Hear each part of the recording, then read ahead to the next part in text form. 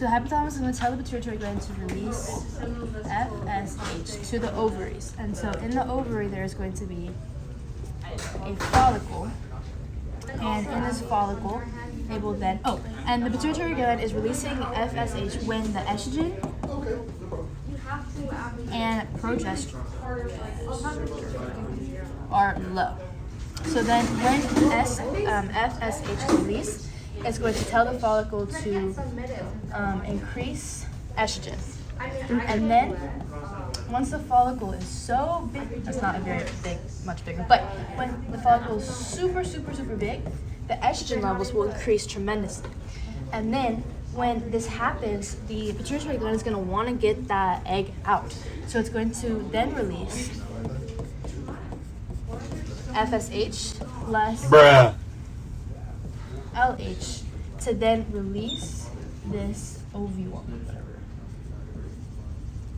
And this is still the follicle.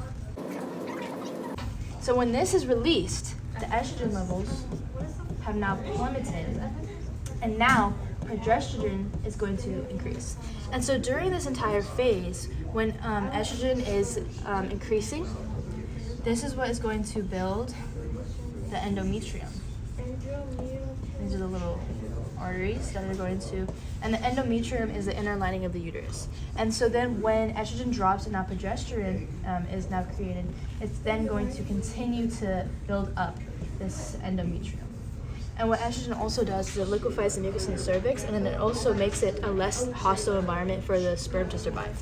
So if you become pregnant, the body will release HCG to keep the follicle alive so you can keep producing progesterone.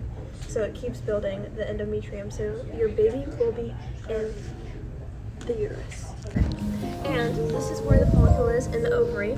And once it's fertilized, the egg will go out into the fallopian tube to wait to get fertilized. Okay, so first we have I forgot what they're called. So first we have the fimbriae, which sections up the egg so that the sperm and the egg can meet. And the egg only stays alive for 12 to 24 hours. And once they meet, they're in the ampulla, which is where the fertilizing site happens. So if there's no baby, the follicle will shrink and die, and the endometrium will shed all of its nutrients that was made for the baby, and the capillaries will go away and shrink like that, and it will go back to normal. And once that happens, all the lining will come out through the uterus into the vagina, and that's when you have your period. Ovulation is day 14, and then ovulating is when the follicle loses its egg. So, the entire menstruation period. So day 0 and day 1. Day 1 is the first day of your menstrual cycle, which is when the endometrium lining sheds and you have menstrual blood. And then to day 14 is when ovulation happens, and that is when the egg goes out of the follicle into the fallopian tubes and is ready to meet the sperm. And that's better chances of getting pregnant. And then 12 days after that, which is you're going to be in the 28th day, and that is when during that 12 days is when if you are pregnant, you will then grow a baby. But if you aren't pregnant, then the follicle will die, and then everything will go back to normal until day 1 again, and that is what is going to then increase the lining and then shed it out. Great success.